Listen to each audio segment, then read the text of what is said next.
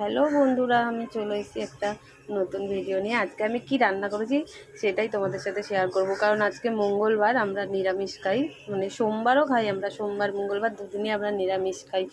তো আমি এখানে ডাল বানাচ্ছি, মুগের ডাল বানিয়েছি। দেখো এটা ফুটছে, ফোড়ন দিয়েছি।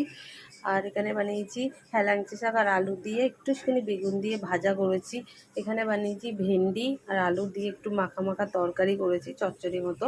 আর এটা সব রকমের সবজি দিয়ে ঝোল করেছি, মানে মশলা ছাড়া সব রকমের সবজি দিয়ে একটু ঝোল করেছি, আর কিছু না। ডালটা হয়ে গেছে, আর আলু হচ্ছে ভাতে দিয়েছি, এটা খাওয়ার সময় মেখে নেব।